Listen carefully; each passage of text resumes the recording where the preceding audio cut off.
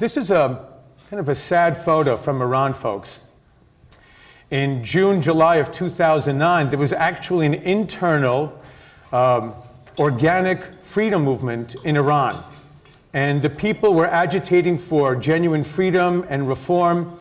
And the United States government decided to ignore or to marginalize that push for freedom in pursuit of what we eventually saw several months ago, and that's the Iranian nuclear deal. And this man here is probably one of the nastiest challenges we're going to have to deal with for some time to come, if he stays alive. And this is General Qasem Soleimani. And he runs the Iranian Revolutionary Guard Corps. He was the one who basically persuaded Vladimir Putin to send his forces into Syria in the summer and early fall of 2015.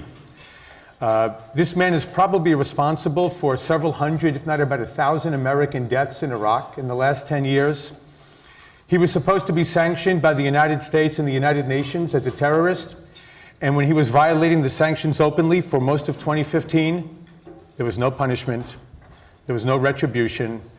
The Iranians got the message. They can act with impunity whenever they want, and there's no price to pay because everybody now wants a piece of that $100 billion market that's been unfrozen with the assets that are flowing into Iran now as a result of the nuclear deal. So they're going to use that money to support terrorism, to destabilize governments in the Middle East, and to pursue nuclear weapons that they want to put on ballistic missiles. So this gives you a sense of their current range, and you see they're able to hit Turkey and Eastern Europe. But here are missiles that the Iranians are working on that allow them to strike deep into the heart of Europe, which I don't think they have any intention of doing, but they can threaten. And now they have leverage that they didn't have 6 months ago or a year ago. And I'm very concerned about what the future will hold because of this nuclear deal that was struck.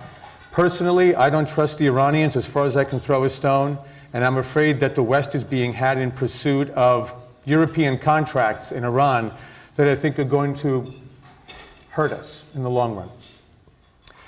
And in Libya, we now have Islamic State establishing a base here in a city called Sirte, which ironically was the birthplace of Muammar Gaddafi, who I think very unwisely the United States and Europe decided to overthrow.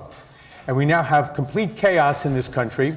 Islamic State has about 5,000 of its militants there, and they're able to tap into Libya's vast oil reserves for additional oil revenue. So you have now essentially $1 billion economy run by Islamic State with a whole host of illegal activities, kidnapping, ransoms, and of course oil revenue out of northern Iraq, eastern Syria, and now Libya. And you also get a sense here of the kinds of migration routes that we all saw in the news last year affecting Europe. And you're going to see, I think, increased flows coming out of sub-Saharan Africa through these uncharted, unmonitored territories of Libya straight up into Malta and Italy.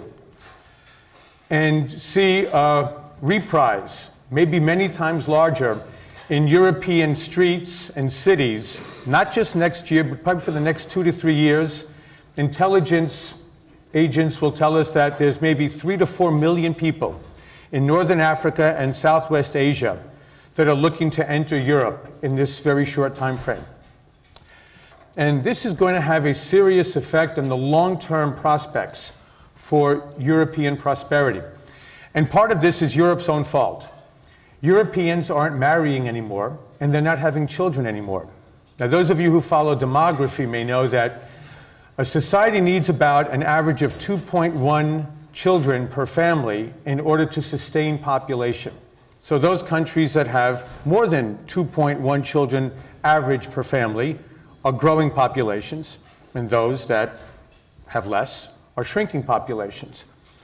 So this gives you a sense of what's happening with the aging of Europe. It's getting older and older, and you have a welfare system in most of Europe, cradle to grave, that is becoming seriously unsustainable because you have a shrinking labor force and stagnant economies having to pay for greater pensions, retirement benefits, and health benefits for people who are dying not at 65 or 75, but 85 and 95. This gives you a sense of the demographic decline of Europe, folks. Those red areas are areas in Europe that are in absolute population decline.